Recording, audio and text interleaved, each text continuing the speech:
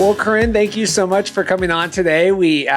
You survived the windstorm. We were going to record this and then we rescheduled, but you were very, attentive to making sure we could reschedule with everything else going on, which is a testament to, just I always give people credit, the entrepreneurs doing, the work and trying to do all this stuff.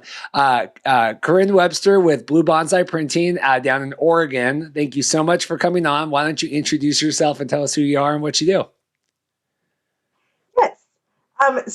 Yes, my name's Karin Webster. I own Blue Bonsai Printing, and I specialize in wedding stationery. So everything from invitations, that's a big part of what I do, invitations and save the dates, but also, things like signs, like seating charts or welcome signs or that type of thing. I will say that there are kind of two schools in the wedding stationery world.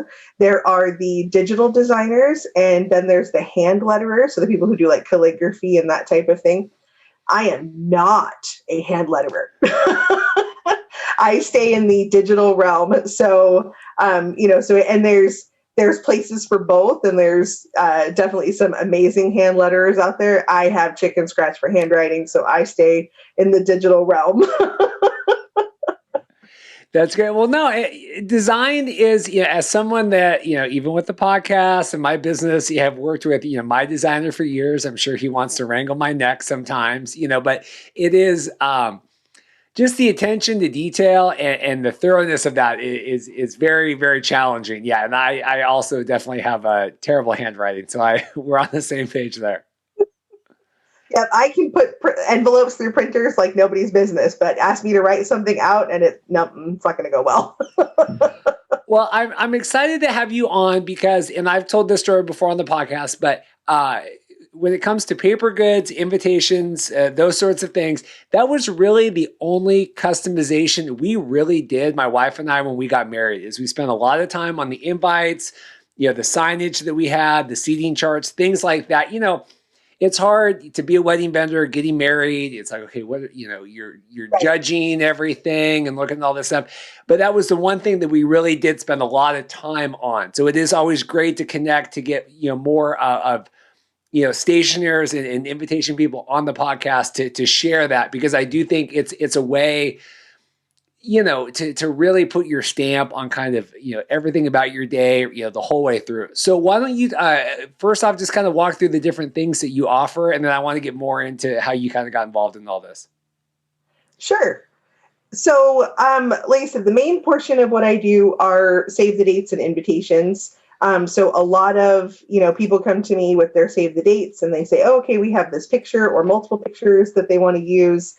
And we take that and, find some fonts that they like, use their colors or their elements or themes that they're doing. So it's I always say it's a collaboration with the couple, because they are, it's not just, oh, I'm just going to create this and give it to you, right? I want to know what they're, what's the feeling? Because if they're having a barn wedding, right, we're not going to use super elegant fonts or, it very much, I like it to fit their wedding. So, it usually starts with the save the dates, going there, and then following through to the invitations.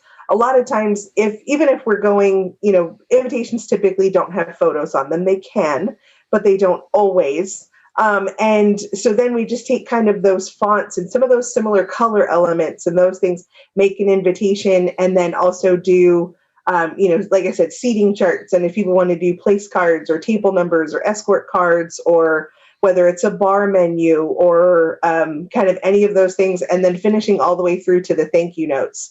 So it keeps a very cohesive theme across, many things that are going to be right in front of your guests' faces, right? They're all going to get a save the date. They're all going to get an invitation. They're all going to, get a thank you card. And so they're seeing kind of that cohesive arc over, basically over the entire engagement leading up to the wedding, and then even after with the thank you card. So that's a lot of what I do. And like I said, it's a lot of collaboration with the couples saying, okay, sometimes you want to have, a little personality, or you're going for a really elegant black tie affair. And we have to take all of those and still make something really unique for each couple. Well, and it is, like you said, it really sets the tone for everything the whole way through. And I remember our friends got married in Italy a couple years ago, and when their invitation came, and I'm someone that has, photographed and filmed, plenty of invitations and stuff. But the time and attention to detail that was spent on that invitation that they sent us, I mean, really told my wife and I, okay, this wedding's on a whole different level than we had ever expected, right? Because they had put, the time and the thought. And so, like you said, it really does kind of let your guests know, from the save the date announcement to the invitation on, like, this is really our vision for the day, right? Exactly. And there's so many details that go into it when you work with a stationer. It's not just, the design printed on the paper. I mean, any stationer can tell you there is a plethora of options, whether it's you're using a colored cardstock or white ink, or, there's I use a lot of textured cardstock because, if you go like a little bit simpler on the actual design elements themselves, you can kind of bring in some of the other attention to details through using like a textured cardstock or like a handmade paper or those types of things. I always encourage my clients to use a colored envelope, because when do you ever get anything in the mail that's not white? Right. So before they even open it, they're like, ooh, what is this? Like, right. And it gets kind of that excitement going right from pulling it out of the mailbox, even because it's that attention to detail. And then, if we're doing the guest addressing on the envelope, we can use the same fonts and incorporate those in. And then it takes it to a whole new level, because people are used to seeing like, oh, okay, I got this junk mail, or, oh, I got that bill, or, oh, that. So then it comes in, it's a different, it comes more rectangular and, with the colors and all of that. And like I said, and using a thicker cardstock, which is a lot of what I do as well, kind of just all those little attention to details can really, really elevate the day. And again, I always tell people, you don't want to register at Williams Sonoma and then send like a Facebook event invite, right? Like you can't, you want to make sure it's matching everything. Uh, what's so interesting too, and what I so enjoy about talking with people that do invitations, honestly, is I was not a card person, right? Ever. Like my family, we're really not big card people at all.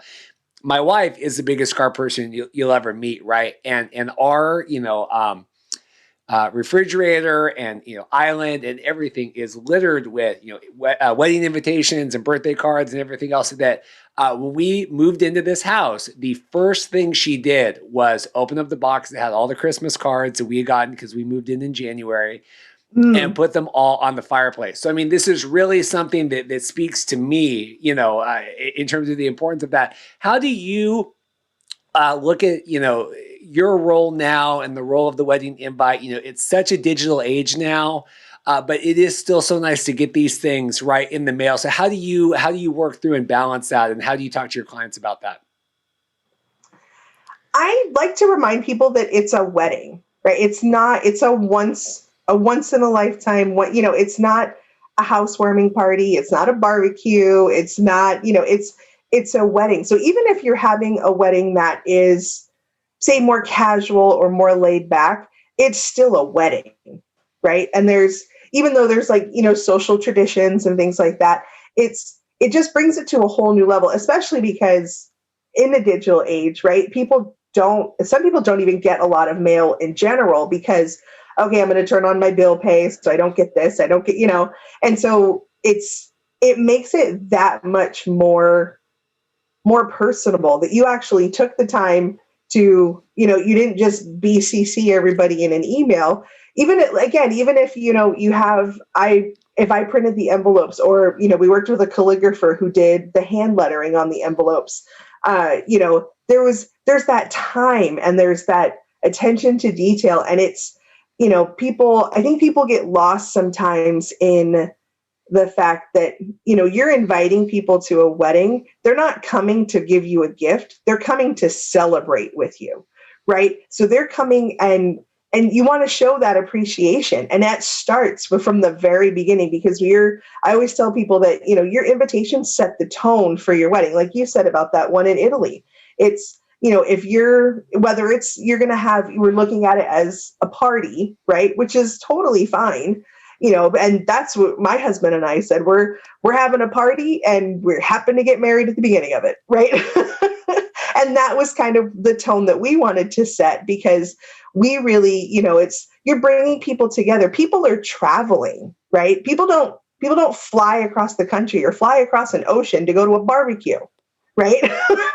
Like people, it's a bigger deal than just that. So it's always, you want to treat it as such, right? So you treat it and you give it the respect, and you give your guests, you start that experience when they receive the invitation. And like I said, they're taking time off of work, they're traveling, even people who live local are, maybe arranging a babysitter or doing all these different things. And it makes the event that much more significant going the paper route. Is it something nowadays? Is that a hard sell now? And I ask this to anybody, certain, vendor types across the board, do you work with the younger couples? Do they value that? I mean, I hope the answer is yes, right? I mean, I hope that it's not a difficult sell. I just, because it's something that's so fundamental to weddings and getting that. And that's always my fear, is we're going to get away from some of these traditions and things, right? That I do think are nice. I mean, I think there's something, like you said, about, getting it in the mail, it's knowing that that the couple spent time on it. With the younger couples you work with, do they really appreciate that too? Or are you having to kind of walk through and sell that a little more than maybe you used to have to? I think it depends. I mean, some people are, we talk, and I'm sure you've heard the term as well. We talk a lot in the wedding industry about ideal client, right? And so I'm not going to be able to convince someone who doesn't value paper to pay the design, going the custom design route. And it's just not something that they value, right? It has to be important to them.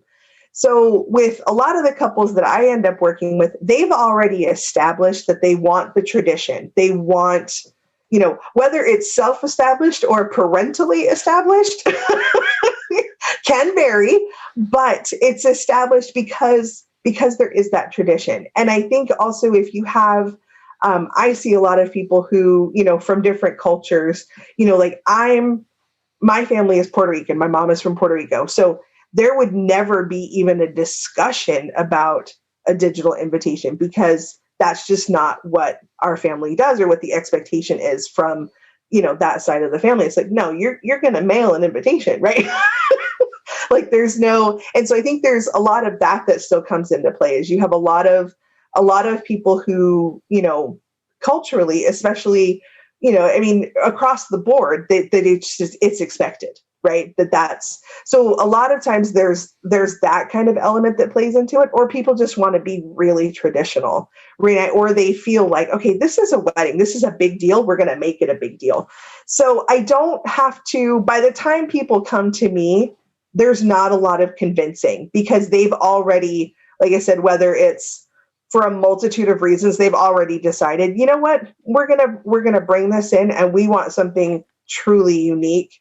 And so that's what we're going to do. So they've already established that value with themselves. It makes it a lot easier for me. No, because I mean, that's my life too. I mean, we do wedding shows, and I'll see, boys and girls, young couples or whatever go by, and they're taking everything on their phone, going on Snapchat or whatever. And I'm like, oh, do you want a wedding video? Oh no, I don't need that. But then, the parents are the ones, right? So, I mean, I speak from experience too, that way, where something that I'm like, but you're taking the video on your, like, this is that, but so it's something definitely I go through too. When it comes to your business now in the wedding industry, do you have a design background in general? I mean, how did you find yourself into doing custom invitations and things like that? So I've done. I came from the healthcare corporate world, so about as far as I could from from this. But I've always been creative. I grew up dancing, so kind of all different mediums, across the creative spectrum, and kind of took that, and I did my own wedding invitations, which I swear I will never show to anyone, because we've been married almost 15 years. I'm not, no, they're horrible now, right? Looking back.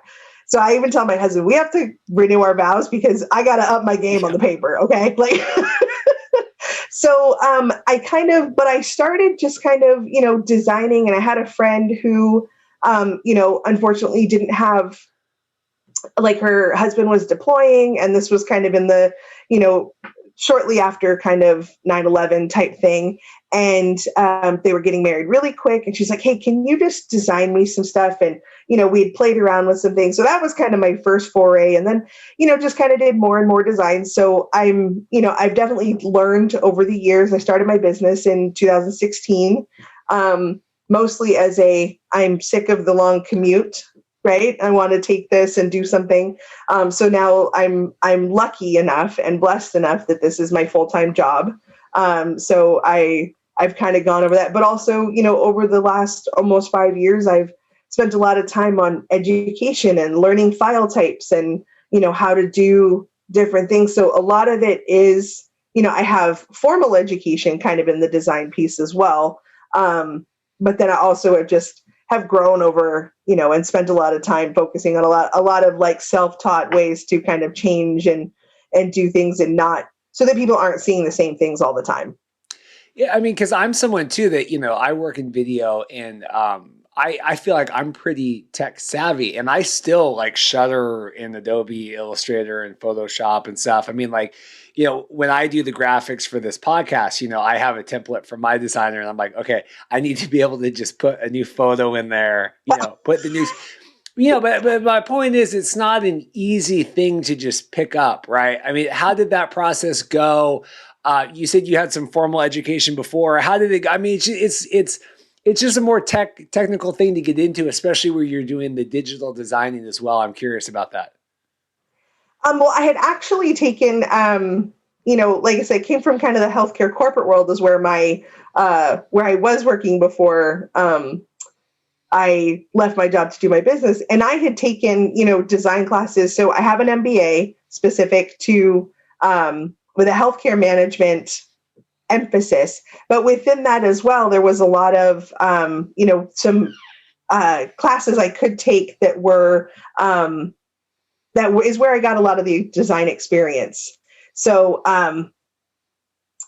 and took classes in that kind of stuff. So they're college level classes. I took them in my graduate program. But those were not like what they're not. I feel like there's no formal education in wedding invitations, right? Like, it's just not a thing. So it was a lot of like, basically, okay, this is how you do it. And this is, the different elements you can use and that kind of thing. So much more on the technical side.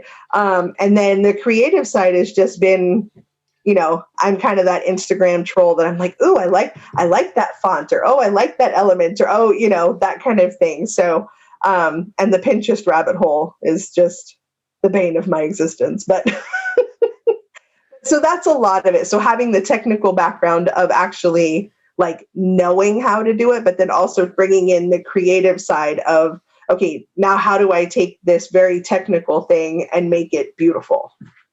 Because it's just, I just couldn't imagine with, I mean, design in general that way, and just having to, from a video standpoint, for the most part, I'm just documenting what's there, right? I mean, we can, post things or whatever, but that idea of creating something from nothing, or having to have it in your mind, right, and then put it into a medium, whatever it is, if it's on the screen or on the page, or in written word, or whatever. I mean, it's very difficult for me to envision that, right? Because it's just not how my mind works when it comes to I can document things, but creating that is a different. Do you enjoy that aspect of it, that actually being able to internalize something in your mind and then see it come to fruition that way? I do. I actually get my joy from, a lot of my clients will say, I will say, again, I mentioned it before, Pinterest is the bane of my existence, but I'm a very visual person. So if someone has a Pinterest board and they say, even if I've had some people who have had like 15 or 20 invitations, and they're like, I like this piece, but I hate the rest of it. I like this piece, and no. So they're kind of, it's nice for me to see, and then that at least gives me an aesthetically idea of what they're looking for. So I like kind of taking all of those little ingredients of what they want to include and what they want, what they want to exude, and making it come to fruition. And the absolute best thing is when the client, I'm like, and I still, after all this time, when I hit send on sending the proof, I'm like, oh, but then when I get I love it, I'm like, okay, that's what this was all for. So that's what I really like. It's the knowing that I was able to create something for someone else that really, it was like, just like, yes, that wow factor. That's what keeps me going. Do you find this is something I've had to work through? I'm at the point now where I can really remove myself personally from projects, right? If I send it off and they hate something about it or want something that maybe I don't agree with, or, I think I'm like, well, you're the client. I mean, is that challenging for you, or have you, because I know that some people are better with it than others. Is that something that you struggle with? I used to, because I think, I'm like, but I gave you exactly what you wanted. And then they want to change it. And I'm like, have I created things that I'm like, ooh, okay, but the client is happy, then it's like, okay, it's, maybe it's not something that I like, or it's not something that I feel like, shows what I want, like, for my business, but the client was happy. And I think the first few times, I'm totally with you. I was like, what? But but I think now I very much take it's like, what, but they're happy.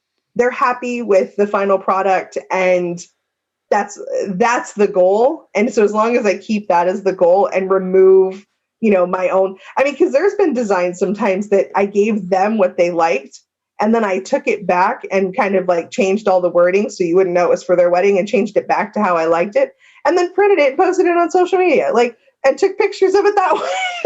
So I still got to have my little piece of like, but I like this one.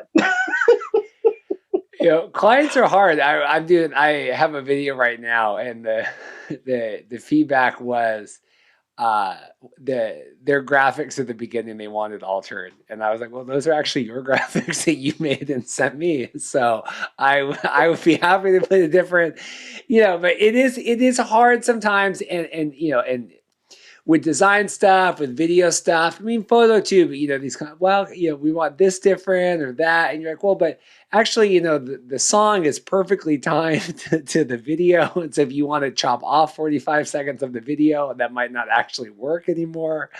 But it's a different, I don't know, it's hard to work through. It is hard, and it's something that it's a learning process, but it's still hard. I've been, private now for like 6 or 7 years. It's still hard. You still struggle with that kind of stuff, You do. And like I said, there's always going to be that time. And like I said, I just have to be like, okay, but they're happy. And, and I just move that file over to the backup folder, and then I go back and play with the one that I like. So talk to me about Blue Bonsai Printing. What's the name come from? I'm always curious. So I wanted to incorporate a tree into my name, right? Because paper and that kind of stuff. So that was kind of where I was going with that. And bonsai trees, no two are the same, right? They're all trimmed to be very, very unique. And so that is kind of how I landed on the bonsai tree. And I was like, well, because that's what we're doing. We're creating things that there's nothing else like it, right? So that's where I kind of got with the tree. And then my favorite color is blue, so I kind of wanted to stick with that. Those two things, because blue is really, is me. So you're getting me, and you're getting the uniqueness of the bonsai tree. And so when we're putting those together, you get Blue Bonsai. That's good. I like that.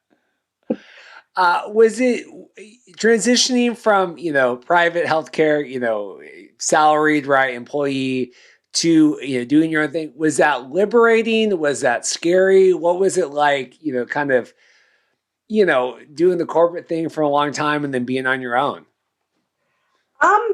It was terrifying. But I had just like I'm one of those people that's very much like all things happen for a reason, right? God and the universe points you in a direction. And I had gotten to a point at my job that I had been promised a promotion. And then after 14 months of kind of stringing me along, they were like, oh no, we're just going to eliminate the position.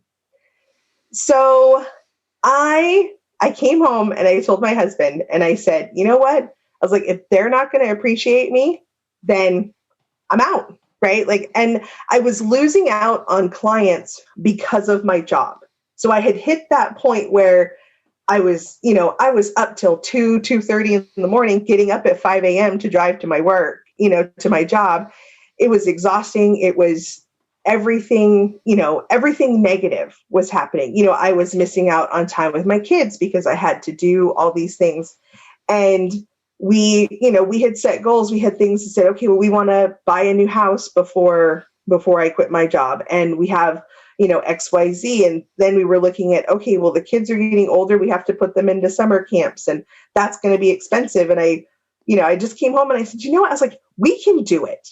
We can do it. I think it's always going to be scary. It's always going to be terrifying.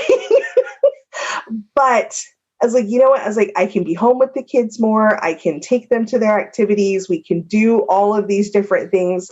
And I think it's going to be better for my business. It's going to be better for us as a family. And again, it was terrifying. So I left my job in June of 2018. And then going into 2020, it was on track to be my best year. And then we all know how that went. But at the same time, it was also a gift that I was able to be home and still be able to run my business, work on my business, even though weddings weren't happening, and then be here for my kids. So looking back, as terrifying as it was, I would do it a million times over because even though, yes, it was hard and there's been, there's been hardships, especially when 2020 just kind of, they flipped the light switch and turned it off, right, for weddings. So it turned out to be liberating, but it definitely started terrifying. Yeah, especially, with anything right now. I mean, that's something, for years, the fear of, getting clients and being self-employed and all that. And then now, I feel like, man, if a lot of us can get through this, I think a lot of us are maybe more competent business owners, right? Maybe than we gave ourselves credit for, before, because, Right. I mean, you look at, downturns and everything. I mean, this has been the downturn of downturns, and for people to still be able to kind of, pivot, I hate that word, but, pivot and kind of figure out what they need to do. It's interesting. We were talking about trying to work through and that, resentment or whatever, for not getting that promotion, whatever. Cause that was like the same thing. Like when I quit and I remember, I was at a TV station and one of the news directors came up and she's like, wow, so you're doing your own thing or like, what's going on? And I said, yeah, I've spent the last, 10 months building this, business so I could leave. And I said, think if you guys had been able to harness that energy and creativity, right? And you guys weren't, I felt like I needed to go outside to get like you to get, to prove my worth, right? And to get, satisfaction, personal satisfaction. I said, think if you guys had figured out a way to harness that as opposed to making me feel like I couldn't get, what I need to do here. Right. Right. A lot of it too was, even though 2020 really, was difficult for, weddings, I took the time and I had to really tell myself at the very beginning, March was kind of a pity party, right? I'm not going to lie. But then April came around, April 2020, and I said, you know what? use this time as a gift, right? I rebranded, I redid my website, I did a ton of styled shoots. Like, let's take this for what it is, right? I can't change it. I can't make weddings come back, right? I can't do anything, but I can be like, I can take ownership of my domain, right? I can, and again, I spent a lot of time because I had the time to be really meticulous about like wording on my website and, those types of things, and really think about like, what am I trying to convey and all of those things. So I made like a to-do list of things I never have time for, right? I was like, okay, so I have the time, so I have no excuse, right? Let's just make the list. So again, I rebranded, I did, I made up a design guide, I redid the website, and it's all those things that I just never had time for. So I was like, you know what, let's just use this. Time is always a gift, right? Whether it comes of your own accord or not, it's always a gift. And so that's how I looked at it, as, you know what, I'm going to use this time to come out of it on the other end better than I went into it. And that's kind of all I could do with it, right? It's so interesting because it seems like, and with all this stuff last year, some people really froze, and then some people really thrived. And I remember, when everything shut down, I thought, oh man, I'm going to get, a million of these podcasts, recorded, right? Because we do them, every week and whatever. And I couldn't get anybody to get on anything. And I'm like, man, at this point, like you said, when you eliminate the lack of time, and now all it is you don't have that excuse anymore, right? Like, it's just you. There is no, you always, oh, if I had time, well, now you have all the time in the world. And it's seeing how you're going to do. So, I mean, I think that's a testament to, like you said, figure out the processes, redo the website, do these things, what can I do? But yeah, it was really interesting to me. For weeks would go by and I couldn't get like anybody to do anything. And it was because a lot of people, I think, just froze and didn't know what to do. Right. I think there was definitely a panic, right? I mean, that's probably the best word to use, is it was just like,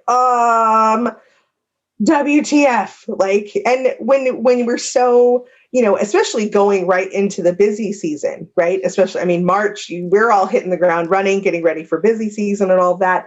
And it was like, wait a minute, and it was unexpected, and exactly, people froze, right? And it was, again, it was like, I took that time and I was like, okay, I never have time for blogs. I know they're important, but I never have time for them. I wrote like 20, just because it was like, oh, okay, well, I'm going to write this title down and I'll write a blog about that. And, now as it started to get busier, it's like, oh, okay, now I'm glad I had that backlog. I still have to write blogs, right? I still have to do that. But like, that pressure has kind of been relieved a little bit, right? I don't have to worry about it as much.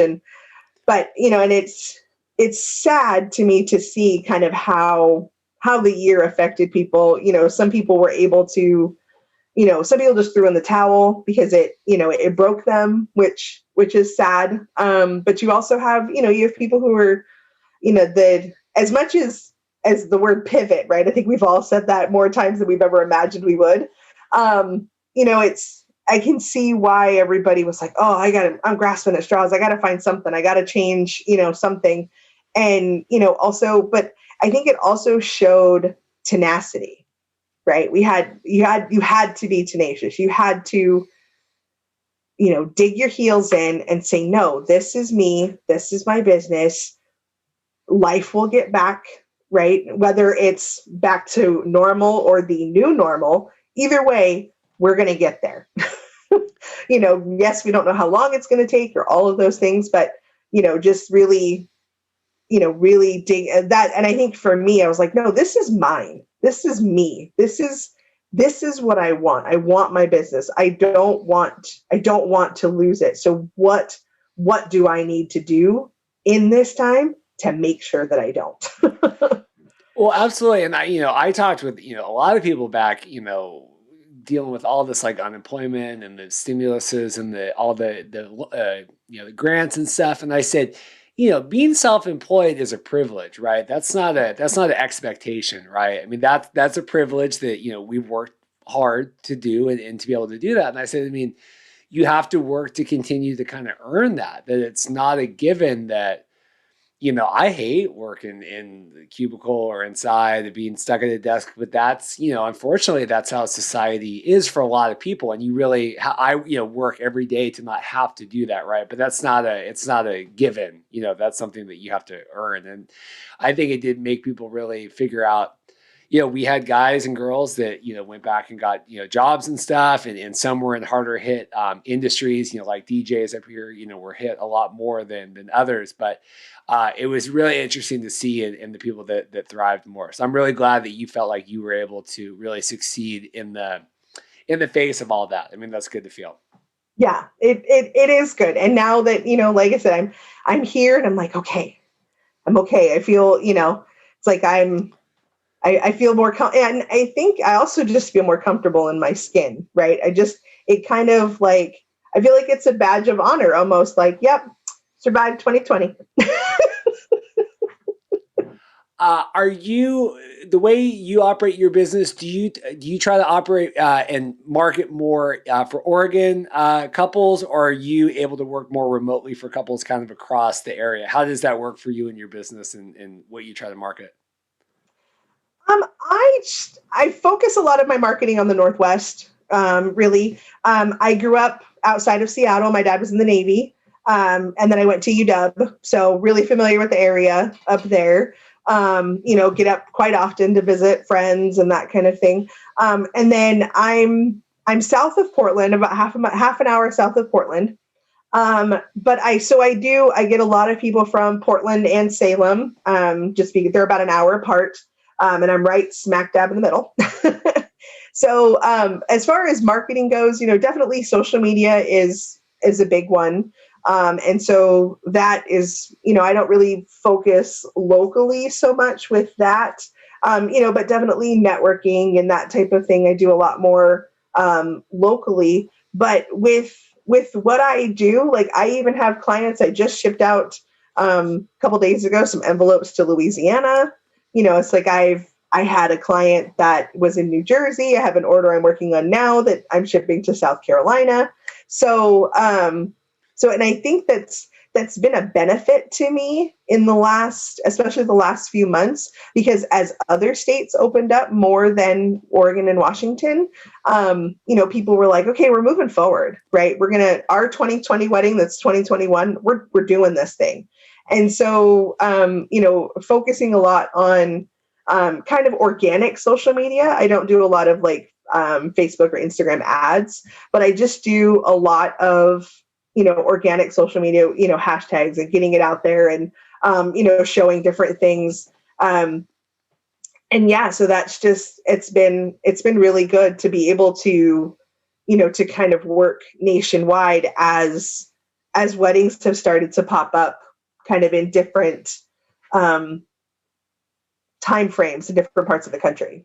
Well, I think that's a great point. I mean, I actually didn't even think about that for you, with weddings that way. I mean, I always just think of it like, where I generally have to travel or be, I got to be wherever I'm at, where you can, just in general, being able to work remotely, just, you have a lot wider reach of clients. But then, yeah, especially, I didn't even think about that, how states, started opening. And yeah, I'm sure like that was a benefit to be able to work with some of the states that were a little more lax and weddings going along that way. I think that's a great, very a more unique position for your type of vendor than a lot of them to be able to do that, right?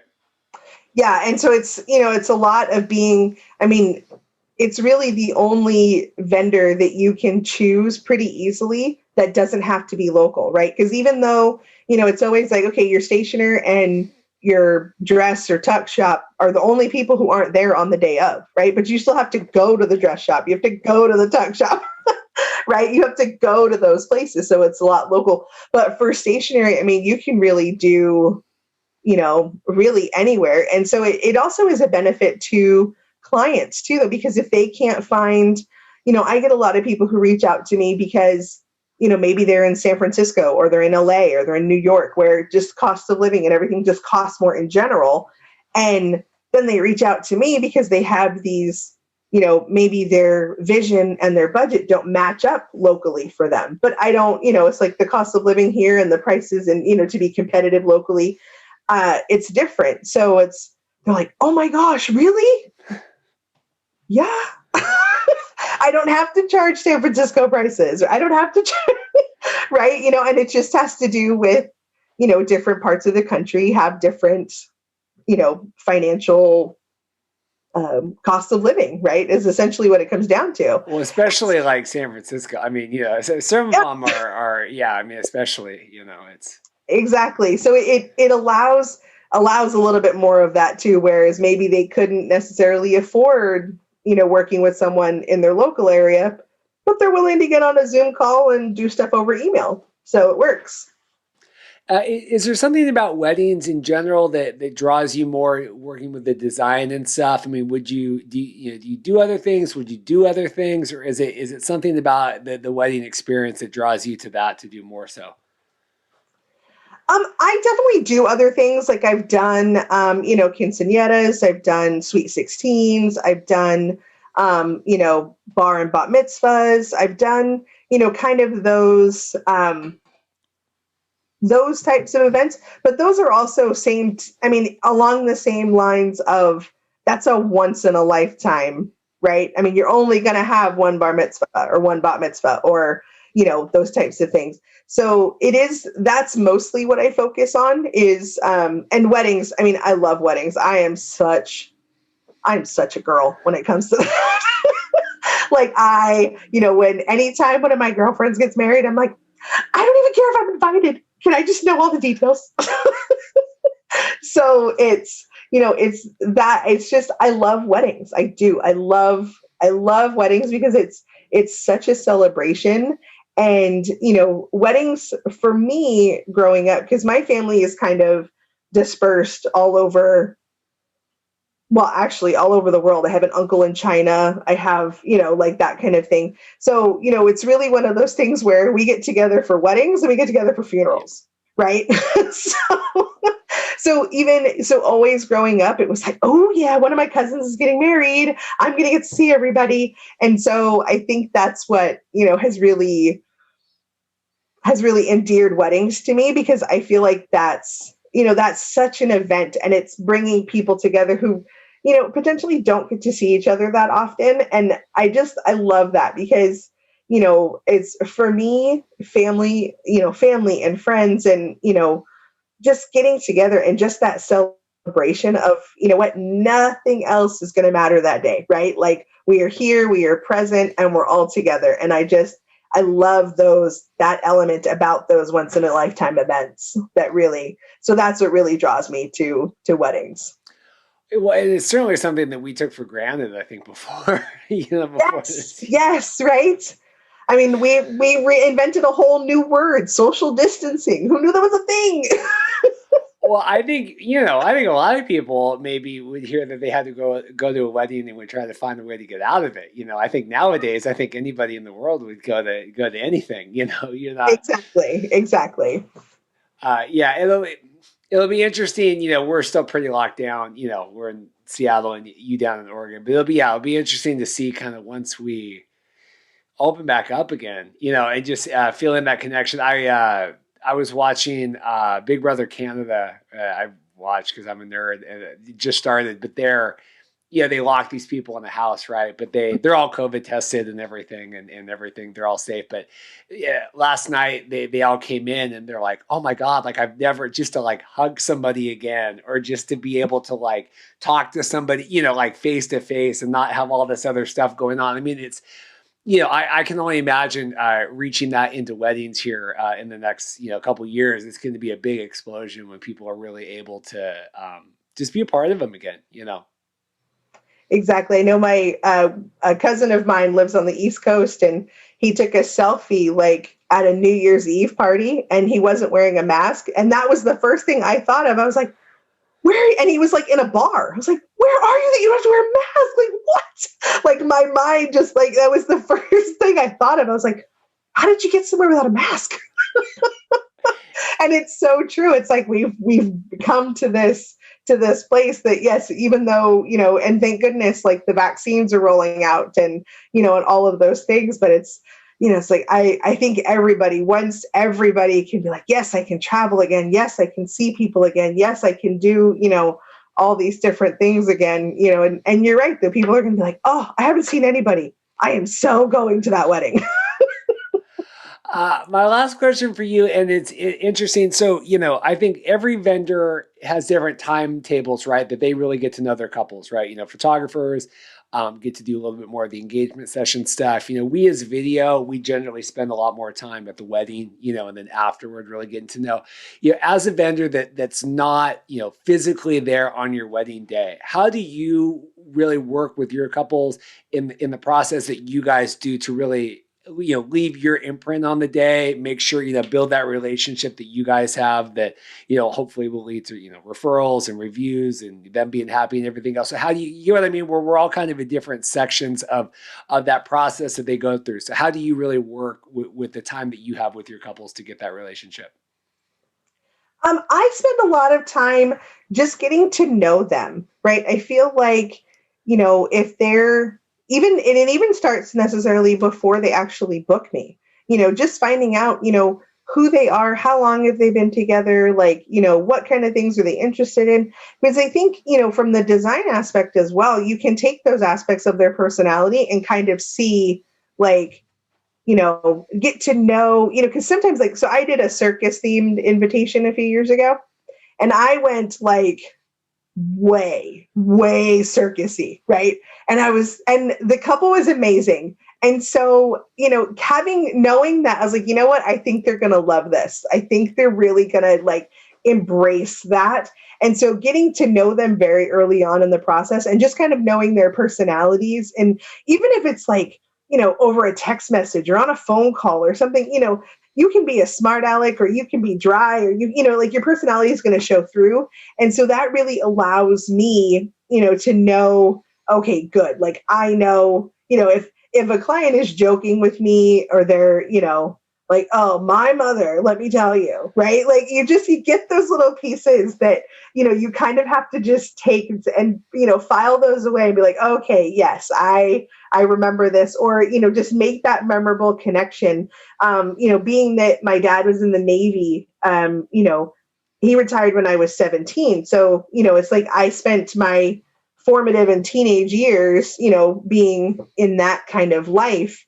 And I connect with a lot of people on that, whether they're in the service right now, whether they're marrying a service member, whether they grew up, in as, one of their parents was a service member. So, that's a big thing that I can connect with people on of like, you know what?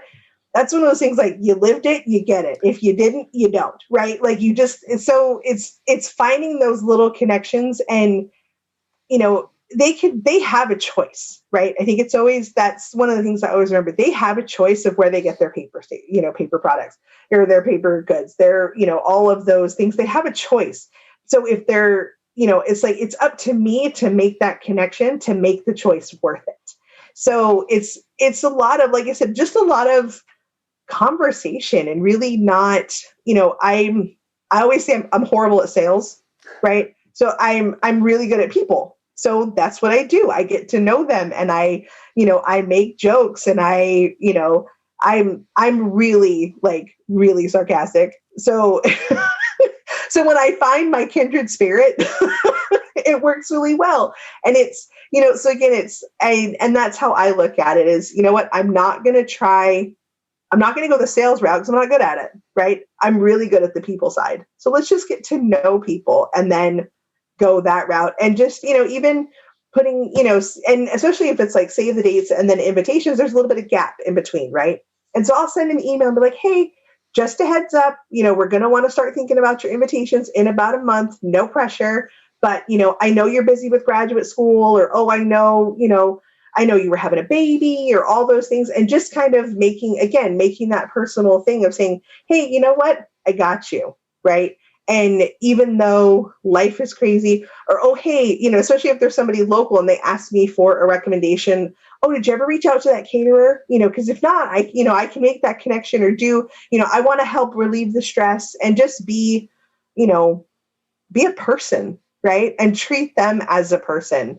And so that's, like I said, because I really suck at the sales side. So so I'm good on the fist bumps and the sarcastic comments.